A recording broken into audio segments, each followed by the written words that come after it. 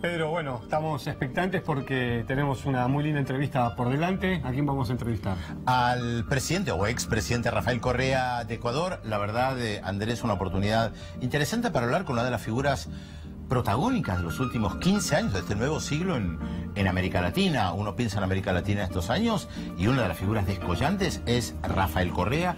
10 años en el poder, problemas con su sucesor, problemas muy serios con su sucesor, pero vamos a hablar de todo eso, vamos a hablar de lo que pasa en Ecuador, vamos a hablar de América Latina, que cómo siente él la política también, ¿no? Me parece que habría que preguntarle eso. Habría que preguntarle. Bueno, no se lo pierdan, una entrevista exclusiva, un lujo compartirla con Pedro Briel. Bueno, Andrés, así que perfecto. Rafael Correa, con ustedes en C5N. Se debe tener en claro que no se está votando a favor o en contra de un gobierno, que no es la elección de un presidente o de un alcalde. La decisión que tome hoy día el pueblo ecuatoriano definirá el modelo de sociedad en el que viviremos en adelante nuestra vida en común.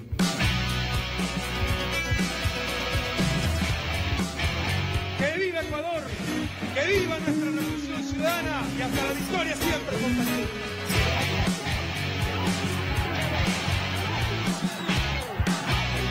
Presidente, bienvenido a C5N, bienvenido nuevamente a la Argentina. Sé que lo han saludado mucho en estos días porque ha tenido una gira maratónica por el país.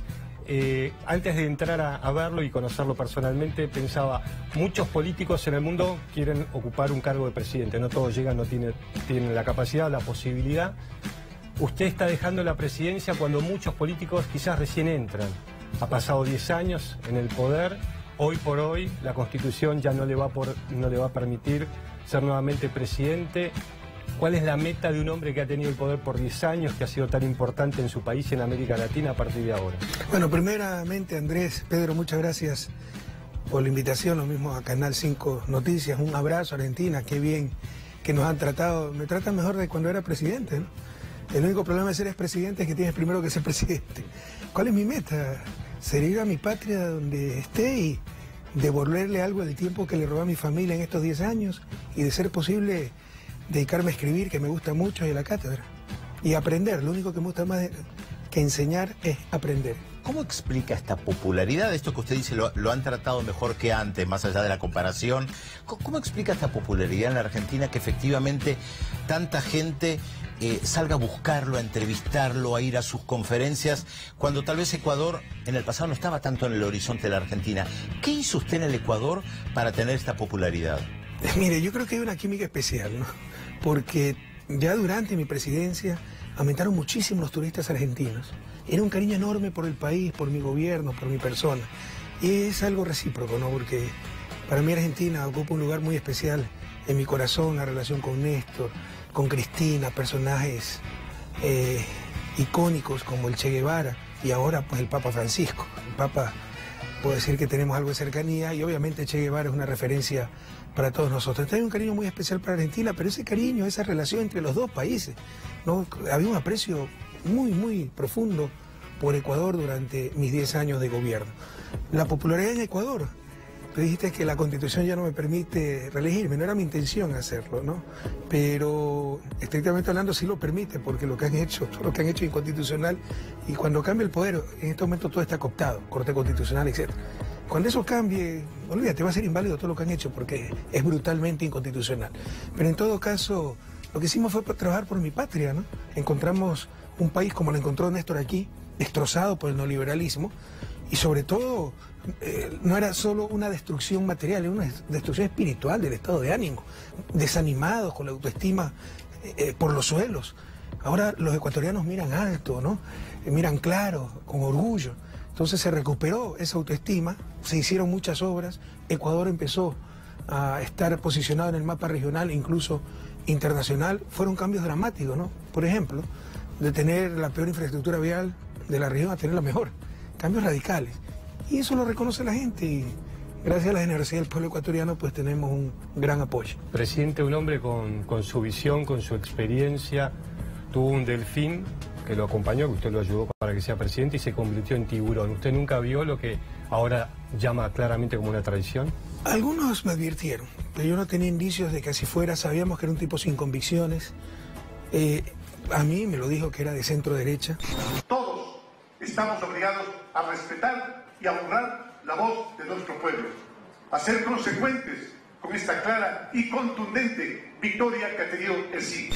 Pero dijimos, bueno, con el equipo de Alianza País, con las políticas que están en marcha, exitosas, está bien, o sea, que baje un poco la polarización, porque hubo mucha confrontación, porque si quieres cambiar América Latina, tú no vas a cambiar haciendo rondas infantiles, vas a tener que poner enojado a alguien.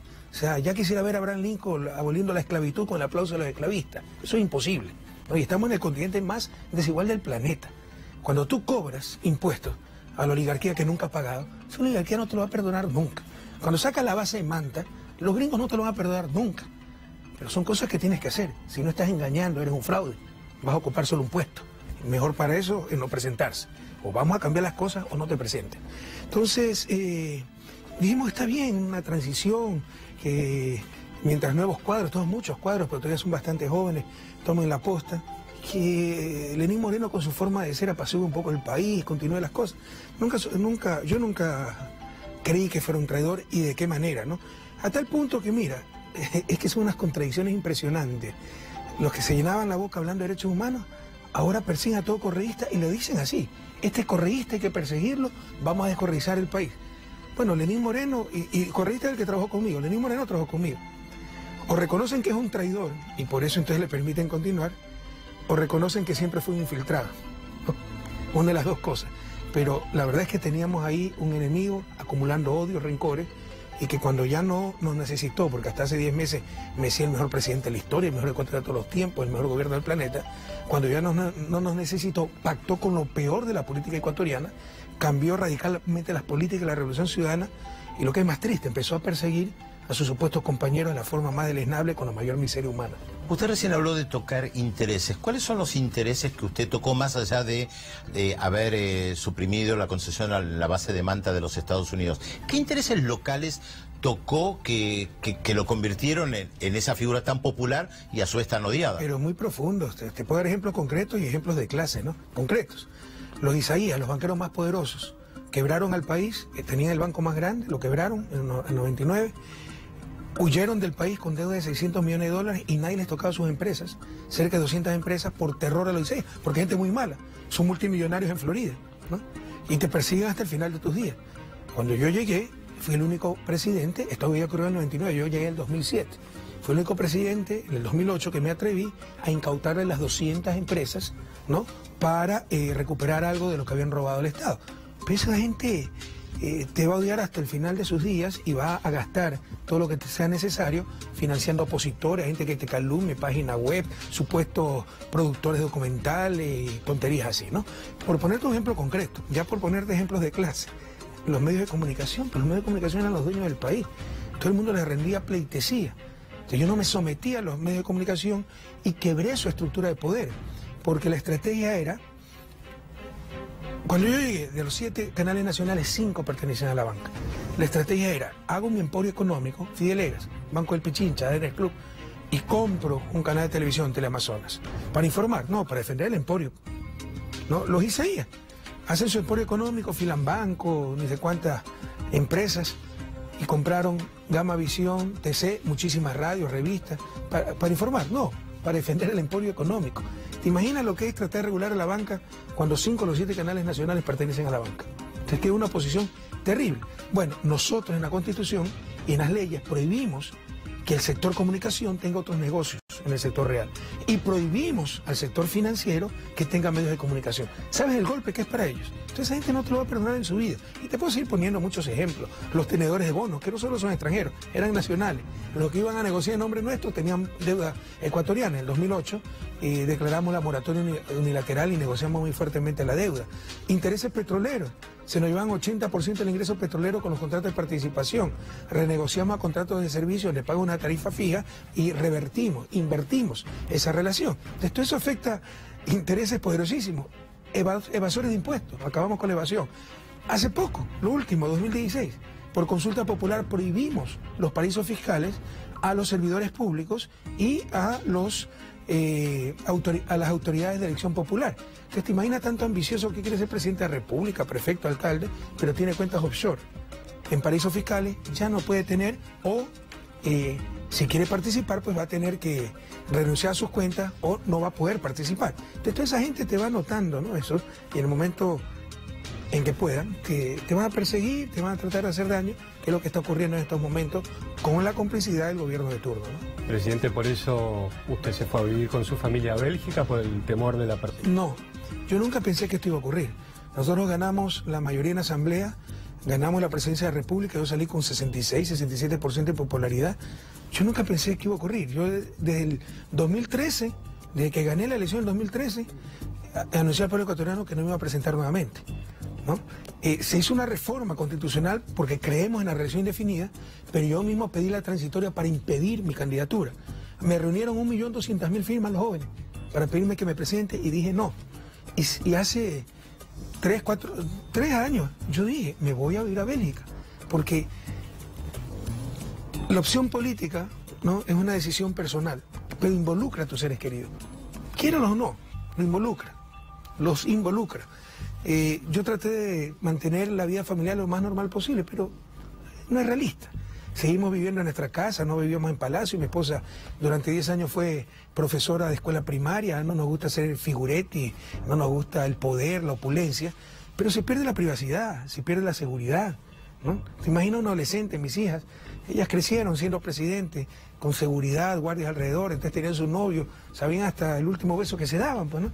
Entonces es algo desagradable, tú sacrificas a la familia, sobre todo cuando es una familia sencilla. Y yo tengo una deuda con mi familia, te había dicho, y mi esposa es de Bélgica, 25 años fuera de Bélgica, mis suegros mayores, mis 2 hijas estudiando en Francia, por becas que se ganaron ellas con el gobierno francés, por si acaso. Yo no les pagaba eso, no podía pagarle.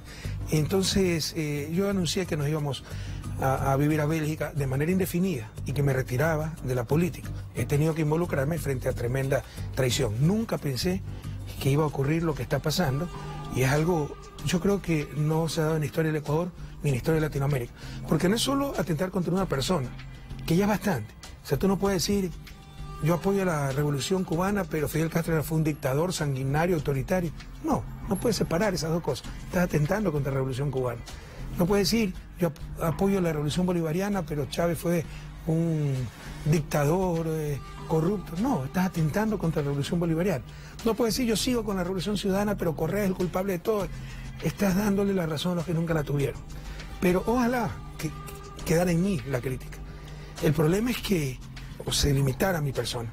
El problema es que, por ejemplo, le están dando la razón en el manejo económico, al neoliberalismo, cuando uno de los fundamentos de la Revolución Ciudadana son las políticas económicas heterodoxas. Le está dando el bien moral a la oposición, cuando son los que han saqueado el país, quebraron a nuestra patria, el salvataje bancario, etc. Cuando nosotros somos la gente manos limpias, pero por un caso de corrupción, Odebrecht lo generalizan, descontextualizan, etc. Están claudicando en todo, ¿no? Están, en nombre del diálogo, están repartiendo al país, están volviendo las viejas figuras del fracaso y están persiguiendo a la gente. Y hay grandes dosis de corrupción. El contralor principal salió huyendo del país por corrupto y legalmente lo reemplazó otro contralor que está totalmente condicionado y es un instrumento de persecución. Y tenemos, por ejemplo, al vicepresidente preso sin ninguna prueba y se robaron la vicepresidencia de la República. Se nos robaron el movimiento político sin tener razón alguna. Impusieron una consulta popular absolutamente inconstitucional. Acaban de reemplazar al presidente de la Nacional Asamblea de forma ilegal. En cualquier parte del mundo, si sacan al presidente de la Asamblea, con motivo o sin motivo, lo reemplaza el vicepresidente. Como no les gustaba la vicepresidenta, eligieron un nuevo presidente. O sea, es ruptura constitucional tras ruptura constitucional, y como tienen la complicidad de la prensa, nadie dice nada, miran hacia otro lado los poderes de siempre. Entonces no se trata de algo personal, se trata de algo muy profundo, y jamás me imaginé que esto ocurriera. Están destrozando en 10 meses todo lo que ha ocurrido es impresionante, y nos han vuelto 20 años en el pasado.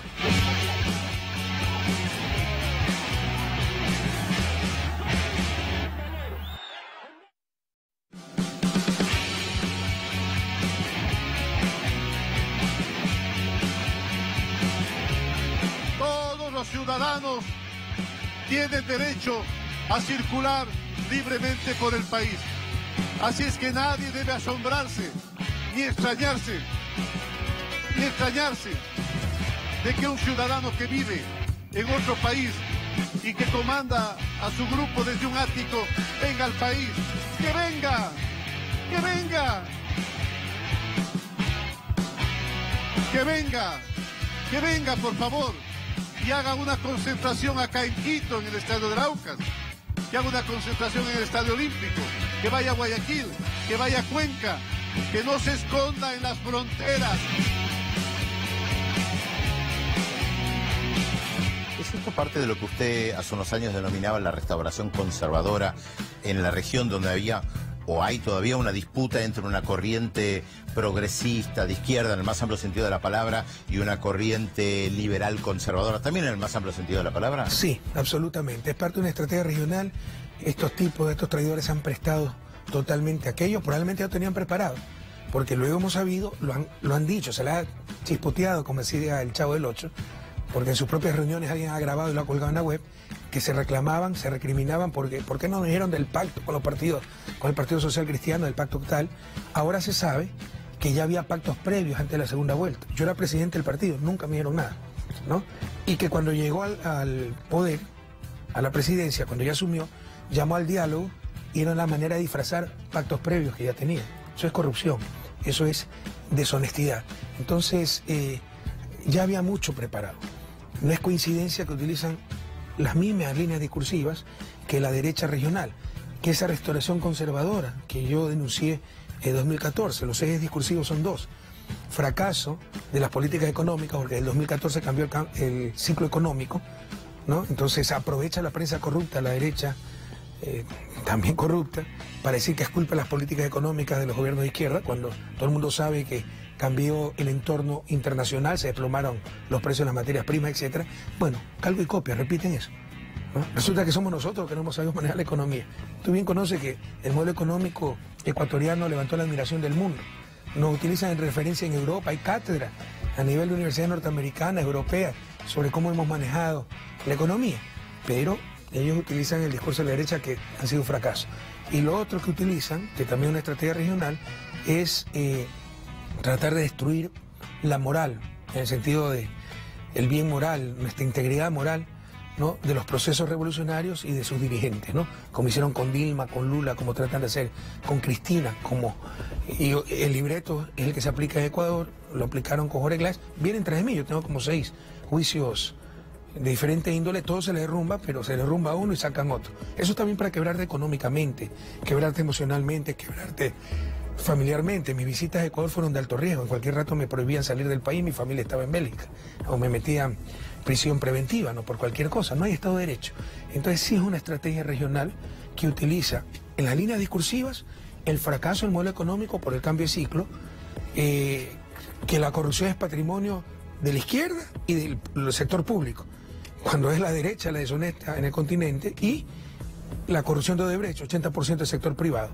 Y utiliza ya como instrumento el lawfare, la judicialización de la política. Es una estrategia regional sin duda, y estos tipos son una sucursal de esa estrategia regional. Quizás de las personas que nos están escuchando, que algún día que se quiera meter en política, lo escucha hablar y dice, la verdad que me da un poco de miedo meterme en política. Si nos está mirando un futuro presidente, ¿usted qué le dice a la gente que hay que meterse en política? Vale la pena.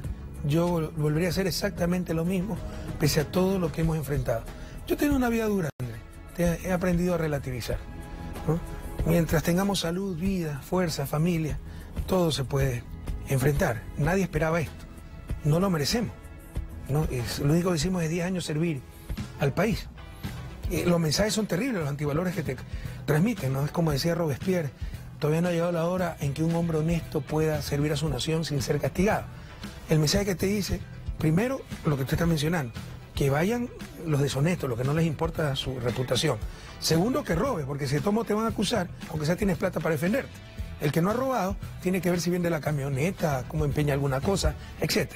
Pero eso se lo dije a los chicos de Rosario hace 2 días. No hay que dejarse desanimar, ¿no? Vale la pena, hay que tomar la opción política. Siempre la solidaridad, el buen corazón va a ser necesario, pero la pobreza socioeconómica en América Latina no se va a remediar con caridad, sino con justicia. Para eso hay que cambiar las estructuras y para eso se necesita el poder político. Pero ¿no ha habido un problema también con las izquierdas regionales que levantaban la bandera de la lucha contra la corrupción? Pienso en el Partido de los Trabajadores hace 30 años y hoy muchos de sus gobiernos, integrantes de sus gobiernos, asociados a los gobiernos progresistas de izquierda, han estado involucrados en casos de corrupción reales? Es que ahí tú tienes un error. Entonces también el Papa Francisco es culpable porque él ha dicho que en el Vaticano tiene casos de corrupción. Una cosa es tener casos de corrupción y otra cosa es ser un gobierno corrupto. Después de 10 años de gobierno, es imposible no tener un caso de corrupción, prácticamente imposible. En China hay corrupción y hay pena de muerte para los corruptos. Ya está en el corazón del ser humano aquello. Nadie, el que te dice, en mi gobierno no va a haber corrupción, o es parapsicólogo. Pero era la bandera de las izquierdas. Y la hemos cumplido, porque la honestidad no es no tener caso de corrupción, es no tolerar la corrupción. Y yo te aseguro que Lula no la ha tolerado, que Evo no la tolera, que yo no la he tolerado. Pero otra cosa es que tengas los casos, además de corrupción transnacional a través de paraísos fiscales. ¿Cómo rayos detecta una cuenta secreta en Andorra? ¿Cómo detectas eso? Además hay una gran hipocresía pues, a nivel internacional, porque los países del norte te dicen hay que combatir la corrupción. Bueno, empiecen eliminando paraísos fiscales, pues todos los casos de corrupción se han dado por los paraísos fiscales. Pero ahí sí dejan de hablar, ¿no? De una gran hipocresía. Nosotros no hemos tolerado la corrupción. Pregunta, es tan fácil como esto. ¿Dónde están los 20 centavos que ha robado Jorge Glass? No hay prueba. Solo es lodo que lanza la prensa. Si hubo corrupción, Lenín Moreno fue 10 años, pues parte de nuestro gobierno. Es cómplice o es tonto y no se da cuenta. Saben que están mintiendo. Y por último, pregúntale a los ciudadanos comunes y corrientes del Ecuador si ahora son víctimas de la corrupción como era antes. Desde que entrabas al país, a inmigración te pedían plata, en las aduanas te pedían plata, ibas a sacar la cédula, te pedían plata. Todo eso ha sido eliminado. Esa corrupción es generalizada, institucionalizada. Pero que esta corrupción transnacional es muy difícil de combatir, más aún cuando se mantienen los paraísos fiscales. Usted dijo, pueden venir por mí, pero al mismo tiempo relativizó que no se pueda presentar como presidente en un futuro. ¿Se ve como futuro presidente o ante las rejas por una causa? Cuando ves tanta miseria humana, cuando ves tanta injusticia, tanta regresión, sí te dan ganas de regresar, ¿no? Para ponerlos en su sitio, para que paguen todo. Ellos sí lo que han robado. No han robado la esperanza, no han robado la autoestima. ¿No? La corrupción de ellos. Cómo han roto la Constitución, los pactos detrás bajo la mesa, sin que se entere el pueblo ecuatoriano, los poderes del Estado como instrumentos de persecución, todo cooptado, y no por Lenín Moreno, no tiene la capacidad para eso, por la complicidad de la prensa corrupta. Se juzga en los titulares, ya no en los tribunales. Jueces cobardes solo dicen dónde firmo lo que ya publicó tal diario, ¿no? Entonces no existe Estado de Derecho. Eso me dan ganas de regresar, pero hay que contener esas pasiones. Ojalá pronto vengan jóvenes y tomen la posta. Están embriagados de poder, se olvidan de la historia, ¿no? Qué fácil es olvidar la historia. Sí, yo estuve 10 años en el poder y gané 14 elecciones, todas las elecciones. Y 3 veces consecutivas fui electo en las urnas, y por amplia mayoría. Pero antes de mí, en 10 años tuvimos 7 presidentes. Duraron en promedio 18 meses, ya se les olvidó aquello. Cualquier cosa puede pasar. Pero también puede pasar que hagan una mentira creíble. Te insisto, yo llevo ya como 6 juicios. En las últimas 6 semanas he declarado 3 veces ante Fiscalía por diferentes delitos, entre comillas, ¿no? Y se le derrumba el uno, se le derrumba el otro, hasta que se inventen algo medio creíble, me saquen una orden de prisión internacional, qué sé yo. Pero habrá que seguir luchando, ¿no? Bueno, tendremos que ver efectivamente en el futuro cuál es el futuro de Rafael Correa, como para volver a convocarlo y seguir conversando de cuál es el lugar del me van a visitar a la cárcel, ¿eh? Mira, yo en eso soy radical, Pedro, y perdónenme los jóvenes si están viendo esto. Soy radical, no dejo que jueguen con mi honor. Si alguien demuestra que yo he tomado 20 centavos que no son míos, me pego un tiro, porque habría traicionado a mi patria, a mi pueblo, a mi familia, a mi conciencia, a mis valores, a mi fe. Es lo mismo que dice Lula. ¿Ya? Pero si ellos no lo logran demostrar, que se peguen el tiro ellos. Ya basta de tanta infamia, ya basta de tanta difamación, ya basta de tanta mediocridad. Que aprendan a tener algo de valores y de principios, ¿no? La política debe tener escrúpulos, sobre todo la política. Si no, estamos contradiciendo lo que queremos hacer. Política es bien público, estamos destruyendo las bases mismas sobre lo que se fundamenta el bien común. Presidente, muchas gracias. Muchas gracias a usted. ¡Que viva Ecuador! ¡Que viva nuestra revolución ciudadana! Y hasta la victoria siempre, compañeros. Sigo sin dormir una noche más. Tengo un sentimiento, todo va a estar bien. Porque sé lo que has hecho por mí y por la gente.